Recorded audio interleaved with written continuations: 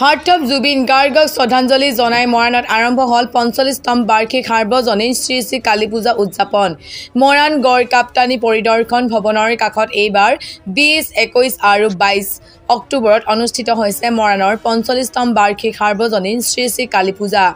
অনুষ্ঠানটো আৰম্ভ হয় অসমৰ হাৰ্টথ্ৰব জুবিন গাৰ্গৰ স্মৃতিত এক গভীৰ শ্ৰদ্ধাঞ্জলিৰ সৈতে। এই বিশেষ আয়োজনত উপস্থিত আছিল টাইপাৰ কেন্দ্ৰীয় সমিতিৰ কাৰ্যকৰী সভাপতি ৰুদ্ৰসাগৰ বুঢ়াগোহাঁই, অযুৱ ছাত্ৰ পৰিষদৰ চৰাইদেউ জিলা সমিতিৰ উপসভাপতি পল্লৱ শৰ্মা, পৰিষদৰ বিতুপল নাচন, টাইপাৰ নেতা অবিনাশ দিহিঙীয়াকে আদিকে ধৰি অঞ্চলৰ বহু বিশিষ্ট ব্যক্তি উপস্থিত থাকে।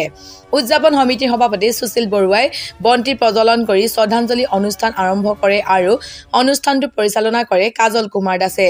এইবাৰ কালী পূজাৰ আয়োজনে ধৰ্মীয় ভক্তি, সাংস্কৃতিক অনুষ্ঠান আৰু সামাজিক সম্প্ৰীতিৰে ভৰা এক মিলনৰ পৰিৱেশ সৃষ্টি কৰিছে।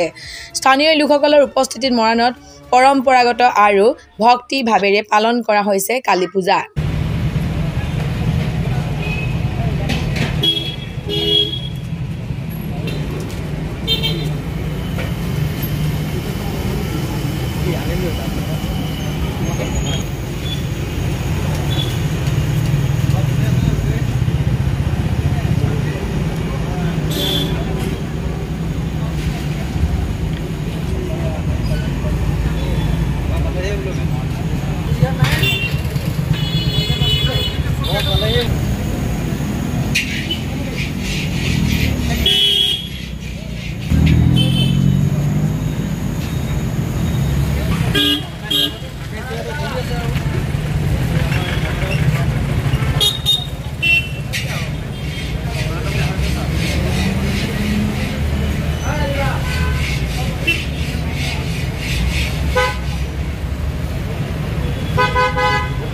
আমাৰ উদযাপন সমিতিৰ বিষয়ববীয়া বিভিন্ন অনুষ্ঠান প্ৰতিষ্ঠানৰ লগত ওতঃপ্ৰোতভাৱে জড়িত ভাতৃত্ব